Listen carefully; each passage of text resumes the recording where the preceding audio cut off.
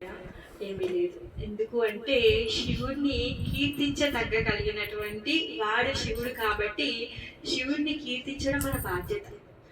ఆయన యొక్క గొప్పతనం తెలుసుకొని ఆయనని ఏ విధంగా కీర్తించాలో ఆ విధంగా కీర్తించాలి.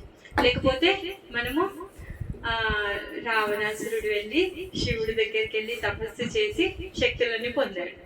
మనకు కూడా కావాలంటే శివుడు మనకు అలా ఇస్తాడు. అలా కాకుండా వేదం ఏ విధంగా అయితే చెప్తుందో, ఇప్పుడు కత్తి ఉందండి, మీరు కూరగాయలు కూడా కోసుకోవచ్చు. దొంగవాడి దొరికితే వాడు పీక కూడా కోస్తాడు, డాక్టర్కి దొరికితే ఆపరేషన్ చేస్తాడు. అవునా కదా? కత్తిని ఎలా ఉపయోగించాలో తెలుసుకోవాలి. అమ్మ అయితే కూరగాయలు ఎలా కట్ చేయాలో, కత్తితో ఏం చేయాలో తనకు తెలిసింది. డాక్టర్ అయితే ఒక ప్రాణాన్ని నిలబెట్టడానికి ఆపరేషన్ చేస్తాడు. దొంగ అయితే ప్రాణం తీయడానికి కూడా తను వెనుకకపోవడం. మరి శాస్త్రం చెప్తుంది, శాస్త్రం చెప్పినట్టుగా మనము నడుచుకోవాలి. ఎందుకు? మానవులకి ఎన్నో రకాల జీవులు ఉన్నాయి, అందరికీ రూల్స్ అండ్ రెగ్యులేషన్స్ లేవు. ఎందుకంటే వాళ్ళు ఫాలో చేయలేరు. వాళ్ళకి రోడ్డు మీద రెడ్ లైట్ పడినా వాడికి ఏం సంబంధం లేదు, కుక్క పరిగెత్తుతూ వెళ్ళిపోతూ ఉంటుంది. దానికి ఏం సంబంధం? అంటే దానికి విచక్షణ లేదు, దానికి బ్రెయిన్ లేదు. దానికి ఏం కావాలో అంతే తింటుంది, తిరుగుతుంది, పిల్లల్ని కంటుంది, అంతే. దానికి తెలిసిన పని ఇంకా మిగిలింది ఏం లేదు. దాని పైన ఎవరైనా అటాక్ చేయడానికి వచ్చినప్పుడు రక్షించుకుంటుంది. మిగిలిన దాంతో ఏమి సంబంధం లేదు, అది బ్రతికేస్తుంది, అలానే చనిపోతుంది. కానీ మనిషికి మాత్రం విచక్షణ భగవంతుడు ఇచ్చాడు. మరి ఈ విచక్షణని ప్రాపర్గా నడిపించాలి అంటే దాంతోపాటు రూల్స్ బుక్ కూడా ఇచ్చాడు. అదే వేదం. వేదంలో ఎలా చెప్పబడిందో ఆ విధంగా మనం నడుచుకోవాలి. మరి మనం సత్యయుగంలో లేడం, త్రేతాయుగంలో వేదాలు చదవగలుగుతామా అంటే చదవలేం. వేదాలని వ్యాసదేవుడు 4 విభాగాలు చేశాడు. ఒక వేదం చదవడానికి 14 సంవత్సరాలు కావాలి. 4 × 14. మనకున్న ఆయుస్లో ఇప్పుడు 4 వేదాలు చదువుకునే ఓపిక మనకి లేదు. అందుకనే భగవంతుడు దయతలిచి కలియుగంలో వచ్చి మనకి హరే కృష్ణ మహామంత్రాన్ని చెప్పారు. ఇంకా మన కోసం గాను వ్యాసదేవుడు తను ఏం చేశాడు? భగవంతుడు ఇచ్చినటువంటి ఒక వేదంని తను 4 విభాగాలుగా విభజించిన తర్వాత కూడా సంతృప్తి కలగకపోతే ఎప్పుడైతే నారదుల వారు వచ్చి చెప్పారో, ఎందుకు అంటే నువ్వు భగవంతుడి యొక్క భక్తి గురించి విఫలంగా చెప్పలేదు. వేదాల్లో ఉంది, కానీ 4 వేదాలు చదివి నువ్వు అర్థం చేసుకుంటే నువ్వు భగవంతుడి భక్తి చెయ్యాలి అనేది నువ్వు కన్క్లూజన్. మరి 4 వేదాలు చదివే ఓపిక లేదు, సమయం లేదు, జ్ఞాపక శక్తి లేదు, బుద్ధి లేదు. మరి మనుషులు పరిస్థితి ఏంటి? పశువులు అయిపోతారు, తింటారు, బతుకుతారు, చనిపోతారు, అంతే. మరి ఇప్పుడు మనిషి ఆయన యొక్క జీవితాన్ని సార్థకం చేసుకోవాలి అంటే కరెక్ట్ మెసేజ్ తన దగ్గరికి వెళ్ళాలి. అదేంటో సింపుల్ గా వెళ్ళాలి. అదేంటి సింపుల్ అంటే ఈ వేదాలన్నింటినీ కూడా సారంగా చేసి శ్రీమద్ భాగవతాన్ని రచించమని చెప్పేసి శ్రీ నారదుల వారు చెప్పారు. అందుకు గాను మనందరి మీద కరుణతో ఎందుకో మన యొక్క జీవిత లక్ష్యాన్ని మనము మర్చిపోకుండా. ఇప్పుడు పిల్లోడు స్కూల్కి వెళ్ళి చదవలేదనుకోండి, ప్రపంచం ఏమవుతుంది? లైఫ్ వేస్ట్ కదా, వాడి బాధ్యత లేకుండా ప్రవర్తించినట్టు. సో మనం కూడా మన మానవులుగా పుట్టిన తర్వాత మన బాధ్యత మనం తెలుసుకోకపోతే అప్పుడు మనకి జీవితం ఇచ్చినటువంటి స్వామికి తను బాధపడతాడు కదా. అయ్యో పిల్లోడు ఇలా అయిపోయాడు, నా పిల్లోడు అని తనకి ఎంత బాధ అవుతుంది. అదే అమ్మ ఏమంటుందా, స్పెషల్ ట్యూషన్ పెడుతుంది, మంచి స్కూల్ సెలెక్ట్ చేస్తుంది, స్కూల్కి పంపించి ట్యూషన్ చెప్పించి తనే బుద్ధివంతుడు కావాలని చెప్పి తనకే చదువు నేర్పిస్తుంది. అలానే భగవంతుడు కూడా మనకి ఈ వేద సారమైనటువంటి శ్రీమద్ భాగవతాన్ని ఇచ్చారన్నమాట. మరి శ్రీమద్ భాగవతం ప్రకారంగా మనము నడుచుకోవడంలో మన యొక్క జీవిత లక్ష్యాన్ని మనం పొందుతాం. మనకి భౌతికంగా చాలా లక్ష్యాలు ఉన్నాయి. మనకి డబ్బు సంపాదించడము, ప్రాపర్టీ సంపాదించడము, లేకపోతే గొప్ప పేరు రావడము, చాలా ఎన్నో రకాలు. ఒక్కొక్కరికి ఒక్కొక్క కోరిక ఉంటుంది. అవునా కదా? మీకు ఒక్కొక్క కోరిక ఉండొచ్చు, మీకు ఒక్కొక్క కోరిక ఉండొచ్చు, మీకు ఒక్కొక్క కోరిక ఉండొచ్చు. కాకపోతే మనిషికి ఉండాల్సిన కోరిక ఏంటి అంటే ఈ జన్మ జరా మృత్యు వ్యాధి దగ్గరికి మళ్ళీ తిరిగి రావద్దు. ఇప్పుడు సరే అండి, బాగుంది మధ్య, నేను మళ్ళీ అంటే మీరు సీరియస్గా తీసుకోకండి, మళ్ళీ మీకు నెక్స్ట్ ఇదే లైఫ్ ఇస్తాను, ఇదే ఇంట్లో పుడతారు అంటే మీరు ఒప్పుకుంటారా? వస్తారా? హ్యాపీగా ఉన్నారో? రావడానికి సిద్ధపడతారా? నిజం చెప్పండి మాత్రం, మీరు అబద్ధం చెప్పండి. వస్తారా? అయితే మీరు చాలా గొప్పలు. నేనైతే రాలేనమ్మా. మళ్ళీ పిల్లల్ని స్కూల్కి తీసుకెళ్ళాలి, వాళ్ళకి చదువులు చెప్పాలి, అత్తని భరించాలి, తర్వాత నీ పుట్టినటువంటి ప్రదేశం వేరు, మళ్ళీ భర్తకి సపోర్ట్ చేయాలి, అడ్జస్ట్ అవ్వాలి, వచ్చే రోగాలను తట్టుకోవాలి, నొప్పులను తట్టుకోవాలి. వృద్ధాప్యం వస్తుంది, శరీరం కదలదు, అప్పుడు ఎవరు చూడరు, పిల్లలు అయిపో అంటారు. అవునా కదా? అలాంటి జీవితం నాకొద్దు, నేనైతే రావాలనుకోవట్లేదు.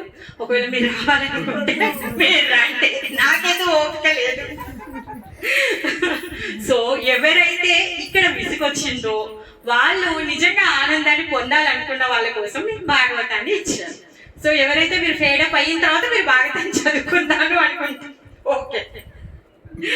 సో ఆ విధంగా మనని నిజంగా మన నిజమైన ఆనందం దగ్గరికి వెళ్ళడం కోసం ఈ ఈ తాపత్రయాలన్నీ దాటుకొని మనము శాశ్వతమైన స్థితికి వెళ్ళడం కోసం కానీ ఈ భాగవత సారాన్ని రచించాం.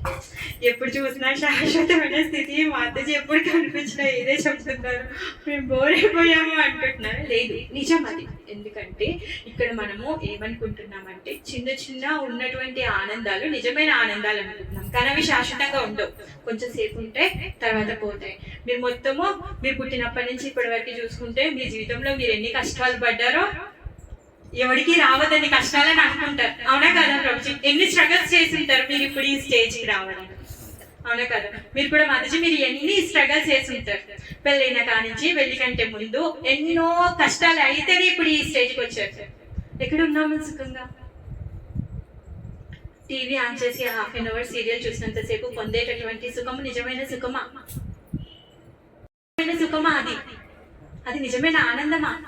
కాదు. సరే మీరు మంచి చీర కట్టుకున్నారు, నేను మధ్యజీవి చీర బాగుంది అని పొగిడాను, అంతసేపు పొందేటటువంటిది నిజమైన ఆనందమా? కాదు. అందుకే నిజమైన ఆనందం కూడా తెలియదు, అంత ఎర్రి మాగలం అన్నమాట మనం. అందుకే మనకి నిజమైన ఆనందం ఏంటి, నిజమైన సుఖం ఏంటి, మనం చేరుకోవాల్సిన స్థితి ఏంటి, పొందాల్సిన స్థితి ఏంటి శ్రీమద్ భాగవతం చెప్తుంది అనమాట. ఒకవేళ మీరు ఇక్కడే ఉండాలనుకున్నా, మళ్ళీ ఇక్కడికి రావాలనుకున్నా భాగవతాన్ని చదవండి, తప్పలేదు దాంట్లో. మీరు ఇంకా బెటర్గా ఇక్కడ ఎలా ఉండగలుగుతారో చెప్తుంది. ఎందుకంటే మనకి భౌతికమైన కోరికలున్నా, ఆధ్యాత్మికమైన కోరికలున్నా కూడా మనం భగవంతుని శరణాగతి పొందాలి, లేకపోతే మనకి ఏమీ లభించదు, అవునా కదా మధ్యజీ? ఇప్పుడు పొద్దున్న నుంచి రాత్రి వరకు మీరు కష్టపడతారు, నేను కష్టపడతాను. మీకు చాలా లాభం వచ్చేస్తుంది అనుకోండి పనిలో, మీరు అదే సేమ్ పని చేస్తున్నారు, నేను కూడా అదే పని చేస్తున్నాను, నాకు చాలా తక్కువ లాభం వస్తుంది. ఎందుకు వస్తుంది?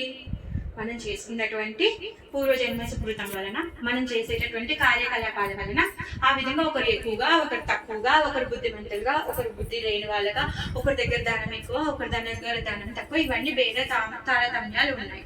అందుకే మనం అనుకున్నటువంటి నిజంగా సుఖపడాలి, ఈవెన్ భౌతికంగా కూడా సుఖపడాలి అంటే భగవంతుడు సాంక్షన్ చేస్తేనే మనకు వస్తుంది, అవునా కాదు? ఇప్పుడు ఒకటే మార్కెట్లో ఇద్దరు కూరగాయలు అమ్ముకునే వాళ్ళు ఉంటారు, ఒకరికి 1000 రూపాయలు లాభం వచ్చింది, ఒకరికి పాపము ఉన్న సామాన్య అమ్ముడు పోలేదు. ఒక్కటే మార్కెట్లో ఉన్నారు కదా, మరి ఇద్దరికి సమానం రావాలి కదా. సరే ఈ రోజు నాకు భగవంతుడి దయ దొరకలేదు, అందుకే నాకు లాభం రాలేదు అని అనుకుంటాడు. అంటే ప్రతి ఒక్కటి కూడా భగవంతుడు సాంక్షన్ చేస్తేనే మనం పొందుతాం అన్నమాట. అందుకే మనం భగవంతుడి యొక్క భక్తి చేయాలి. మరి భగవంతుడి యొక్క భక్తి చేయాలంటే ఎలా చేయాలి అంటే వైష్ణవులని సేవించడం ద్వారా, శ్రీమద్ భాగవతాన్ని చదవడం ద్వారా, భగవంతుడి యొక్క కథలను వినడం ద్వారా, హరే కృష్ణ మహామంత్ర జపం చేయడం ద్వారా, తర్వాత భగవంతుడి యొక్క దర్శనం చేసుకోవడం ద్వారా, తీర్థయాత్ర చేయడం ద్వారా, గంగాజలాన్ని స్వీకరించడం ద్వారా, తులసి మహారాణిని సేవించడం ద్వారా, ఈ విధంగా మనము భక్తిని చేయగలుగుతాం అన్నమాట. ఎంతసేపు భక్తిలో ఉన్నటువంటి రుచి మీరు పొందలేదనుకోండి, అప్పుడు మీరు చెయ్యలేరు. మీరు ఎంతో కొంత మీకు నచ్చింది కాబట్టి మధ్యలో ఎన్ని డుంబాలు కొట్టినా మళ్ళీ మీరు వస్తున్నారు క్లాస్కి, అంటే కొంచెం టేస్ట్ కలిగింది మీకు. ఇంకా మొత్తం టేస్ట్ కలగలేదు. ఎప్పుడైతే మొత్తం టేస్ట్ కలుగుతుందో అప్పుడు మీరు ఎవ్రీ వీక్ వస్తారు, నేను రాకుండా మాతాజీ రండి అంటారు. ఒకవేళ నేను లేకుండా మీరే కూర్చొని కృష్ణుడి కథలు చెప్పుకుంటారు, అవునా కాదు? అంటే భగవంతుడి యొక్క కథలని చర్చించడం అనేది అంత ఇంపార్టెంట్. ఎందుకంటే మనం ఇప్పుడు మనకి చిన్నప్పుడు అంటే మేబీ మీకు హార్లిక్స్ బూస్ట్ ఉన్నాయా తెలియదు, మనకు అంతకుముందు తెలియదు. ప్రతి సీరియల్లో, ప్రతి వార్తలో బూస్ట్ తాగండి మీకు బలం వస్తుంది, హార్లిక్స్ తాగండి మీ బొక్కలు బాగా గట్టి పడతాయి, విని అప్పుడు మనం ఏమనుకుంటున్నామో నిజంగానే బూస్ట్ తాగితే బలం వస్తుంది అని ఫిక్స్ అయిపోయాం. మన పిల్లలకైతే కనీసం ఒడ్లో నుంచి బియ్యం వస్తుందన్న సంగతి కూడా తెలియదు, ఆవు నుంచి పాలు వస్తాయన్న సంగతి కూడా తెలియదు, వాడు పాల ప్యాకెట్లోనే పాలు దొరుకుతున్నాయి అనేసి అనుకుంటారు. అంటే మనం ఏది చూస్తే ఏది వింటే అది నమ్ముతున్నాం.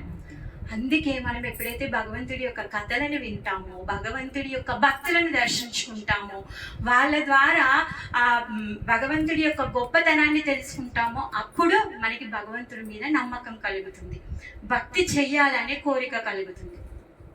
ప్రహ్లాద మహారాజుని భగవంతుడు సాక్షాత్గా వచ్చి రక్షించాడు, అవునా కదా రోజు?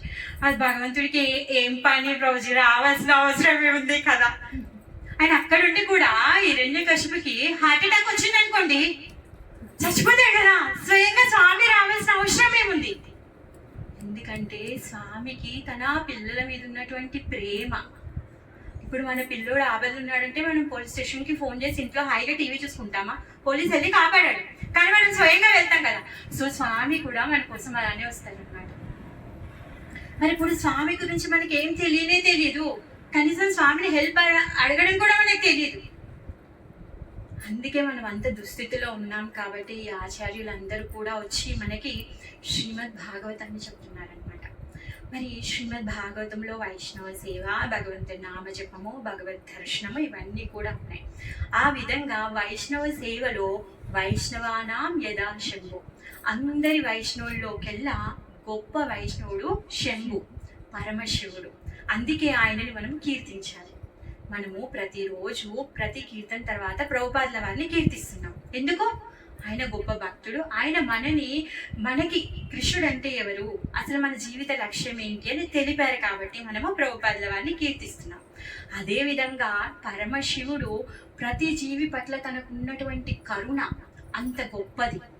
ఆయన మనందరి పట్ల కరుణ కలిగిన వాడు కాబట్టే ఈ మొత్తం భౌతిక ప్రపంచాన్ని యొక్క అందరి ఉద్ధరణ ఆయన చేతిలోకి తీసుకున్నాడు. తను పోనీ మరి తను ఏమైనా సామాన్యమైన జీవుడు అంటే కాదు, అతను సాక్షాత్తు కృష్ణుడి యొక్క గుణావతారం. ఏ విధంగా అయితే మనం పాలను తోడు పెడితే పెరుగుగా మారుతుందో అలాగా కృష్ణుడే స్వయంగా శివుడిగా వచ్చి ఈ ప్రళయ కార్యాన్ని, తర్వాత ఈ సృష్టిలో ఉన్నటువంటి ప్రతి జీవుడిని ఉత్తమ స్థాయికి పంపించే కార్యాన్ని శివుడు తీసుకున్నాడు అనమాట. అందుకే మనము శివుడి యొక్క కీర్తన చేయాలి, లేకపోతే ఆయనకేమవ్వదు. ఆయన మామగారు యజ్ఞంలో అవమానం చేశారు, కానీ తను ఏమైనా ఫీల్ అయ్యారా? మనం కూడా శివనామం తీసుకోకపోతే ఆయనకేం ఫరకపడదు. మనం శివుడి యొక్క నామం తీసుకోవడం వల్ల ఆయన యొక్క కృపను మనం పొందుతాం. ఎందుకు? ఆయన ఎప్పుడు కూడా శ్రీరామచంద్రుడి యొక్క నామ జపాన్ని చేస్తూ ఉన్నాడు. స్వయంగా కృష్ణుడే కదా పాలను తోడు పెడితే పెరుగుగా వచ్చాడు. ఆయన ఎందుకు ఇప్పుడు నామజపం చేయాలి? ఆయన ప్రతి జీవికి తండ్రి. భౌతిక ప్రపంచంలో అందరూ ఏమంటారు?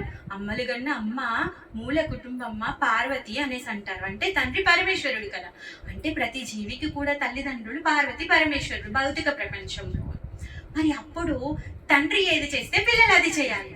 అందుకోసంగానే తను ఎప్పుడు రాముడి యొక్క నామాన్ని జపం చేస్తూ ఉన్నాడు అనమాట. ఆయన దగ్గర నుంచి నేర్చుకోవాల్సింది అది. అందుకే ప్రతి ఒక్కరు కూడా కాశీకి వెళ్ళి చనిపోవాలనుకుంటారు, అవునా కదా మతజీ? చిన్నప్పటి నుంచి కూడా ప్రతి ఒక్కరు ఏమంటారు అంటే, ఎవరైతే ఇంకా ఇప్పుడు అఫ్కోర్స్ మన జనరేషన్ వాళ్ళకి అసలు అంటే ఇది కూడా లేదు. మనం ఇప్పుడు అమ్మమ్మలు కానీ నానమ్మల దగ్గరికి కానీ వాళ్ళు ఏమంటారు, చస్తే కాశీలో చావాలరా అని చెప్తారు. ఎందుకు? అక్కడ పరమశివుడు సాక్షాత్తుగా కూర్చొని రామనామ జపం చేస్తూ ఉన్నారు. అక్కడ చనిపోయిన వాళ్ళ చెవిలో రామనామాన్ని తను చెప్తారు. అందుకోసంగానే కాశీలో చనిపోవాలి అనుకుంటారు. కాశీలో చనిపోతే వైకుంఠానికి వెళ్తామంటారు. అదేంటి? అక్కడ ఉంది శివుడు కదా, వైకుంఠానికి ఎలా వెళ్తారు? అందరికి సందేహం రావాలి, ఎందుకు వెళ్తున్నారు అందరు కాశీకి?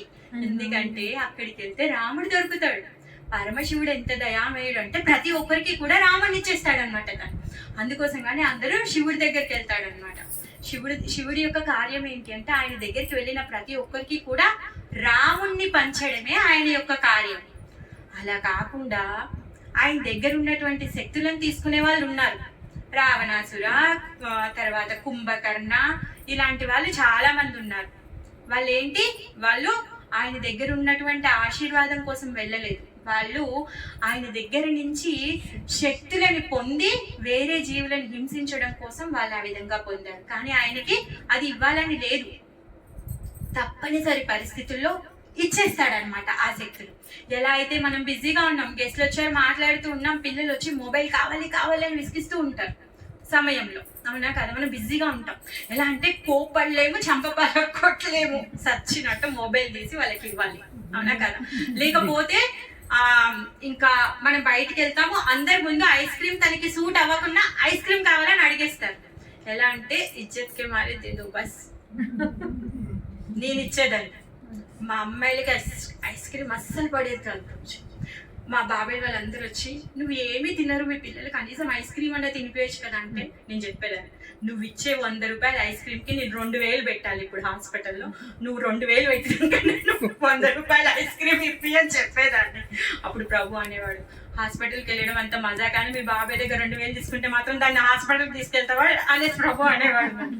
సో ఆ విధంగా పరమశివుడి దగ్గరికి కూడా వెళ్ళి వీళ్ళు తపస్సు చేసి మా ప్రాణాలను మేము త్యాగం చేస్తామని చెప్పి వాళ్ళ తలలని అర్పిస్తూ ఉంటే వాళ్ళ పైన దయతోని వాళ్ళకి ఆ శక్తులను ఇచ్చేస్తూ ఉంటాడనమాట. అలా లేకపోతే శివుడి యొక్క కార్యం ఏంటి, శివుడు చేసేటటువంటి పని రామనామ ప్రచారం. అయితే ఒకరోజు పార్వతి అమ్మ ఏమంటుంది అంటే, నాకు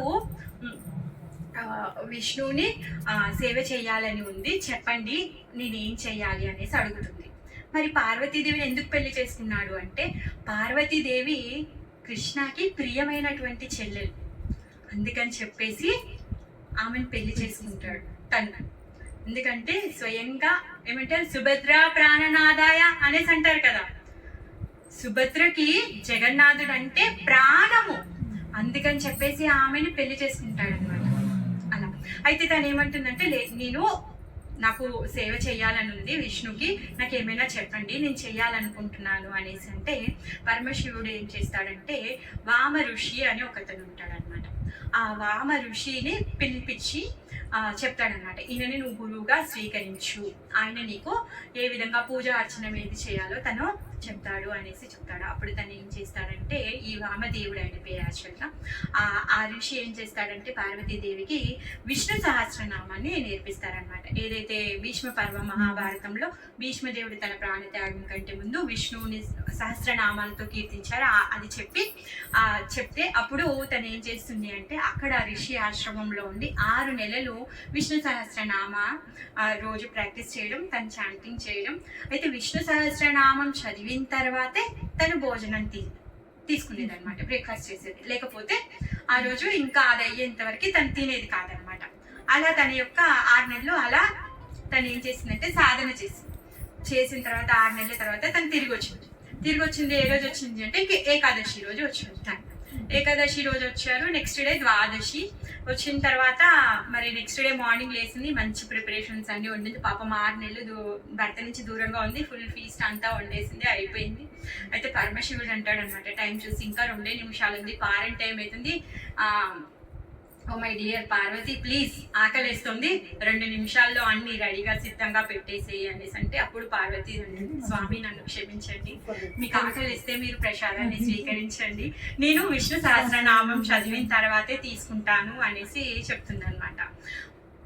అయితే అప్పుడు ఏముంటుందంటే, కానీ నేను అది 2 నిమిషాల్లో ముగించలేను, కనీసం ½ an hour అయినా కావాలి దానికి అనేసి అంటే, ½ an hour అది కూడా ఇప్పుడు నేను ఒక్కడే తినాలా, 6 నెలల తర్వాత నువ్వు ఇంటికి వచ్చాక ఇప్పుడు మళ్ళీ నేను ఒక్కడే కూర్చొని తినేలా, ఇదేంటి అనేసి శివుడు అంటాడు అనమాట. అప్పుడు మరి నేనేం చేయను, నేను ఇన్ని రోజులు వెళ్ళి నేర్చుకొని వచ్చింది అదే కదా అనేసి అంటే, అప్పుడు శివుడు చెప్తున్నాడు, ఏమంటున్నాడంటే, శ్రీరామ రామ రామేతి రమే రామే మనోరమే. చెప్పండి మధ్య, నాకంటే మీరందరూ బాగా చెప్తారు. రామ రామేతి రమే రామే మనోరమే సహస్రనామ తత్తుల్యం రామ నామ వరాననే సహస్రనామ తత్తుల్యం రామ నామ వరాననే. ఈ వరాననే ఎవరు అంటే పార్వతి, తనకి చెప్తున్నాడు, oh my dear beautiful Parvati, ఏంటి అంటే ఈ శ్రీరామ నామం ఏదైతే ఉందో, నువ్వు ఒక్కసారి ఏ విధంగా మనస్ఫూర్తిగా భక్తితో నువ్వు ఎప్పుడైతే రామనామాన్ని చెప్తావో, అప్పుడు నువ్వు ఈ సహస్రనామం ఏదైతే ఉందో అది చదివినట్టు అనేసి చెప్తాడు అనమాట. అప్పుడు శివుడు అంటాడు అనమాట, ఓకే శ్రీరామ అనగానే పార్వతి కూడా శ్రీరామ అనేసి అంటుంది. చూడండి, విష్ణు సహస్రనామం అయిపోయింది, లెట్స్ గో అనేసి మనం ఇప్పుడు ప్రసాదం తీసుకుందాము అనేసి అంటున్నాం. అప్పుడు పార్వతీదేవి తను ఎప్పుడైతే ఆ పరమశివుడు చెప్పినప్పుడు ఆ శ్రీరామ నామాన్ని చెప్పి తను కూడా పులకించిపోతుంది. ఎందుకంటే రాముడు ఎప్పుడు ప్రతి ఒక్క నామానికి పులకించిపోయి తన హృదయంలో రాముడి యొక్క దర్శనం చేసుకుంటూ ఉంటాడు. తను కూడా ఆ శివుడి దగ్గర నుంచి ఆ వైబ్రేషన్స్ తను పొందింది అనమాట. అసలు ఆ పులకింతతో తను ఇంకా అతను ఏం చేస్తుందంటే పొద్దున్న నుంచి రాత్రి వరకు రామ రామ రామ రామ రామ రామ రామ రామ రామ రామ మొత్తం రామమయం అయిపోయింది. ఆమెనే కాదు, కార్తికేయుడు, తర్వాత గణపతి అందరు కూడా రామనామాన్ని జపం చేస్తూ ఉన్నారు. అసలు మొత్తం ఫ్యామిలీ, అసలు ఇల్లు అంతా కూడా శ్రీరామ మంత్రంతో మొత్తం కూడా రామమయం అయిపోయింది. రామనామం ఎలాంటిది అంటే అమృత సమానమైనటువంటిది. ఆ అమృతాన్ని అందరూ కూడా తాగుతూ ఉన్నారనమాట. సో అందుకని ఆ విధంగా తను శ్రీరామ మంత్రాన్ని జపం చేస్తుంది అని చెప్పేసి తన శరీరంలో సగభాగాన్ని ఇచ్చేస్తాడు పార్వతికి. అంత ఇష్టం అన్నమాట తనకి. అందుకే శివుడి దగ్గరికి ఎవరు వెళ్ళినా కానీ ఆయన కార్యం ఏంటి, రామనామాన్ని పంచడం ఆయన కార్యం. ఇప్పుడు శివుడి వాళ్ళ ఇంట్లో పులి ఉంది, నెమలి ఉంది, తర్వాత ఆవు ఉంది, ఎలుక ఉంది, పాము ఉంది. ఇవన్నీ జంతువులు ఒకరికొకరికి అసలు పడనే పడవు. అయినా కానీ వాళ్ళ ఇంట్లో ఏ రోజు కూడా గొడవ అవ్వదు. ఎందుకు అవ్వదు అంటే అన్నీ కూడా పులి కానీ, సింహం కానీ, ఆవు, నంది కానీ, తర్వాత శివుడి మెడలో ఉన్నటువంటి పాము కానీ, తర్వాత విఘ్నేశ్వరుడి యొక్క వాహనం ఎలుక కానీ, కార్తికేయుడి యొక్క వాహనం నెమలి కానీ, వీళ్ళందరూ ఏం చేస్తూ ఉన్నారంటే రామనామ భజన చేస్తూ ఉన్నారు. వాళ్ళందరూ కూడా రామనామాన్ని చెప్తూ చెప్తూ అన్ని కూడా సాధువులైపోయాయి. ఒకరి మీద ఒకరికి ద్వేషం అనేది లేదు, ఒకరి మీద ఒకరికి అసలు ఏమి ఈర్ష్య అనేది లేదు. ఎందుకంటే ప్రతి ఒక్కరు కూడా రామమయమైపోయారు. అందుకనే శివుడి యొక్క ఫ్యామిలీ ఏంటి, రోల్ మోడల్ మనకి. ఆచార్యులు ఏం చెప్తున్నారంటే మన ఇంట్లో ఏమైనా ప్రాబ్లమ్స్ ఉంటే ఆ ఫ్యామిలీని గుర్తుకు తెచ్చుకోవాలి. ఏం చేయాలి అంటే మనము రామనామాన్ని ఎక్కువగా చేయాలి. రామ రామ రామ రామ రామ ఎక్కువగా జపం చేయాలన్నమాట. అప్పుడు మనం అన్ని ప్రాబ్లమ్స్ నుంచి, అన్ని విరోధాల నుంచి మనం బయటకు వస్తామన్నమాట. అందుకే శివుడేంటి, తన భౌతిక ప్రపంచానికి తండ్రి అండ్ ప్రతి ఒక్కరికి కూడా రోల్ మోడల్. తను ఏం చేస్తున్నాడు, తన యొక్క జీవితం ద్వారా ప్రతి ఒక్కరికి కూడా తను నేర్పిస్తున్నాడు. మరి ఈ సముద్ర మంథనంలో విషం వచ్చింది, విషం తాగాడు. కానీ తను ఏం చేస్తున్నాడు, విషం తాగాడు కానీ రామనామ అమృతాన్ని తను పంచుతున్నాడు. అలాంటి గొప్ప కరుణ కలిగినటువంటి వాడనమాట. అందుకే మన జీవితంలో కూడా ఈ సంసార సాగరంలో ఎన్ని కష్టాలు వచ్చినా కూడా మనం ఎప్పుడైతే రామనామం యొక్క శరణాగతి మనం పొందుతామో అప్పుడు మనం కూడా అమృతమయంగా అవుతాము. అందుకోసంగానే ఈ భౌతిక ప్రపంచంలో ఉన్నటువంటి కష్టాలని, నష్టాలని, బాధలను అన్నింటినీ కూడా తట్టుకోవాలి అంటే ఏం చెయ్యాలి అంట, ఏ విధంగా అయితే దేవదానవులు ఇద్దరు కలిసి సముద్ర మంథనం చేశారో మనం ఈ సంసార సాగరాన్ని చిలికితే ఏం రావాలి మన దగ్గర నుంచి అంటే రామనామం రావాలి. ఆ విధంగా మనం రామనామ మంత్రాన్ని జపం చేస్తూ ఉండాలి అన్నమాట. ఈ రామనామమే రక్ష. ఎప్పుడైతే సీతమ్మ వారు రావణాసురుడు లంకకు తీసుకొని వెళ్ళాడు, తను బ్రతకాల్సిన అవసరం లేదు, తను చనిపోదాము అనేసి అనుకుంది. కానీ రాముడు వస్తే నేను బ్రతికలేకపోతే ఎలా, మరి ఇప్పుడు తనకి బ్రతికి ఉండడానికి కూడా ఆసరా కావాలి. ఏంటది, రామనామం. ఆ రామనామంతోనే తను జీవించి ఉంది.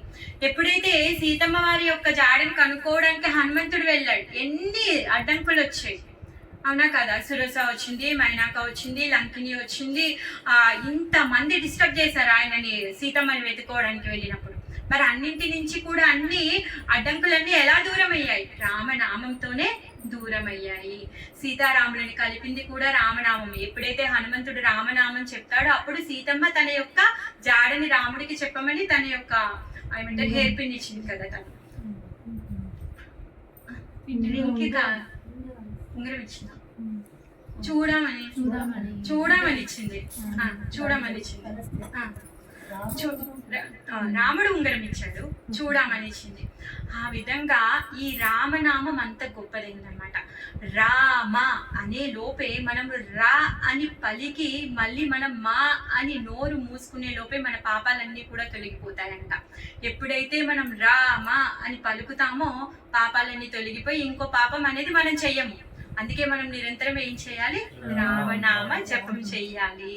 ఆ రామనామ జపం చేసేటటువంటి ఈ పరమశివుడు ఎంత దయాలు అంటే తమో గుణంలో ఉన్న వాళ్ళని, తర్వాత రజోగుణంలో ఉన్న వాళ్ళందరినీ కూడా భగవద్ధామం పంపించడం కోసం గానే తన శ్మశానంలో ఉండి రామనామాన్ని చెప్తూ ఉన్నాడు.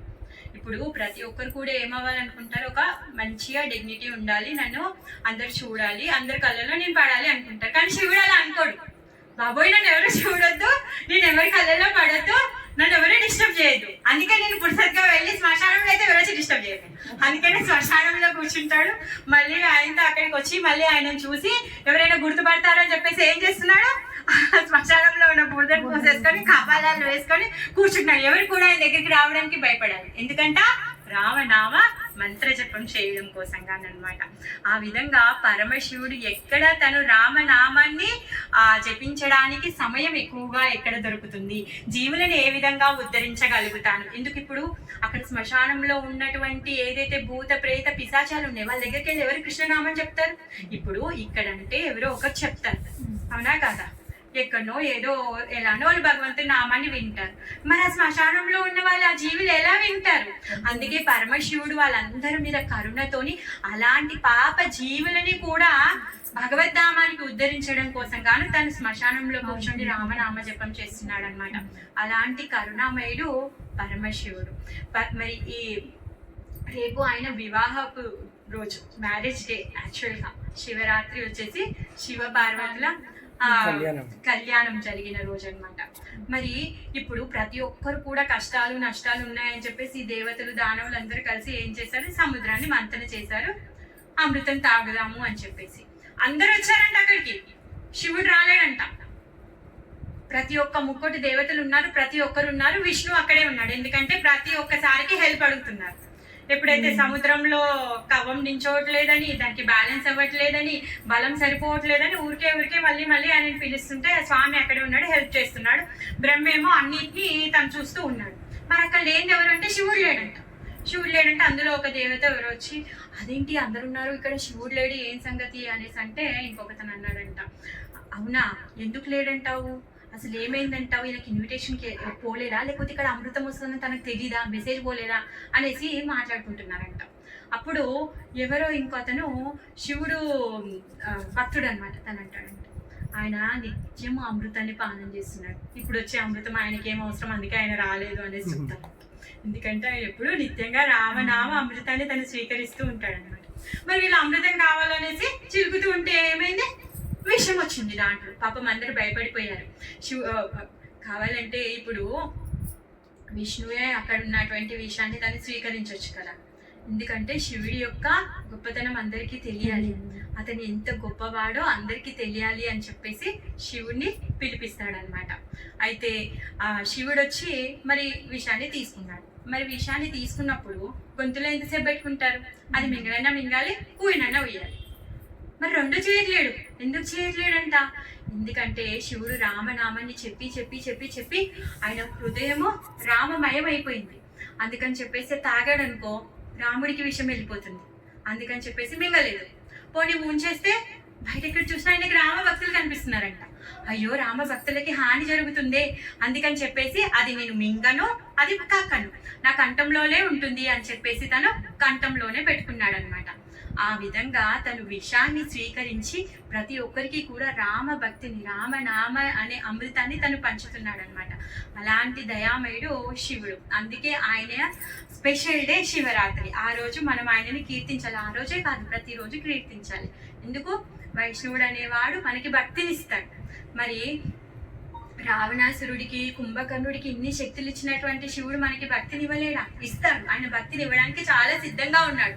అందుకే ఆయన దగ్గరికి వెళ్ళి రాముడి కృప కావాలని అడిగితే నువ్వు సీదా వెళ్ళి రాముడి దగ్గరికి వెళ్తే ఆయన ఇచ్చేదానికంటే ఇంకెక్కువగా ఇస్తాడు. ఎందుకంటే నా శివుడు తను టిక్ పెట్టేశాడు, ఈజ్ ఏ డివోటీ, ఇంకా మళ్ళీ మనకు పరీక్షలు లేవు ఆయన చెప్పాడు. ఇప్పుడు ఇంకా అసలు ఆయన మొత్తంకే స్వీకరిస్తాడు. అలా అన్నమాట. సో మనం ఇంకా ఫాస్ట్ గా ముందుకు వెళ్ళాలి అంటే శివుడి యొక్క కీర్తన చెయ్యాలి, ఆయన యొక్క మూడ్ ని మనం అర్థం చేసుకోవాలి. మరి ఇది ఎవరు చెప్తున్నారు? భాగవతం చెప్తుంది. నిమ్నగానాం యదా గంగా నిమ్నగానాం యదా గంగా దేవానామచ్యుతం యతా వైష్ణవానాం యదా శంభో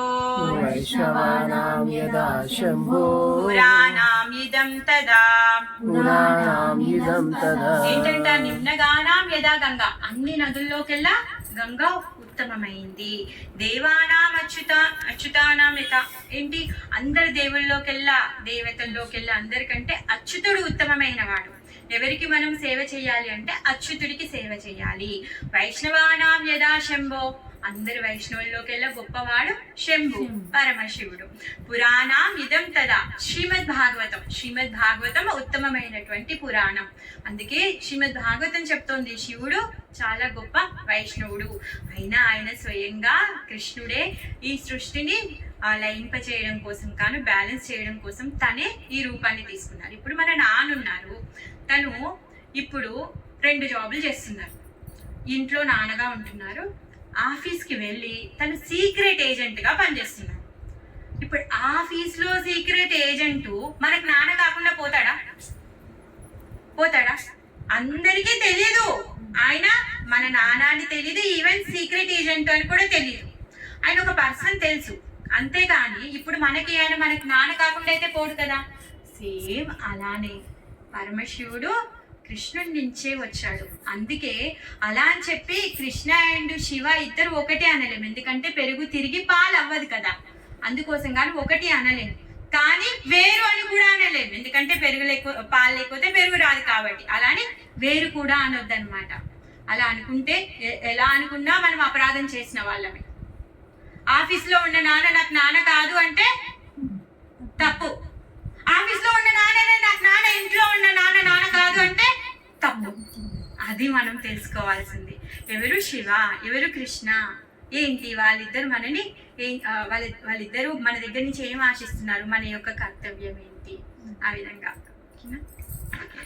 హరే కృష్ణ. శివరాత్రికి జై, పరమశివకి జై, శ్రీమద్ భాగవతానికి జై. శివాయ విష్ణు రూపాయ విష్ణువే శివ రూపాయ అంటారు, అందుకే అంటారు.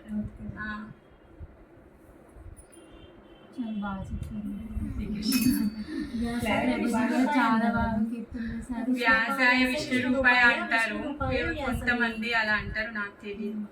నాకు ఎక్కువ శ్లోకాలు రావు, క్షమించాను. అందుకే నేను బుక్ పెట్టుకొని తిరుగుతాను, లేకపోతే నేను మీలాగా మీ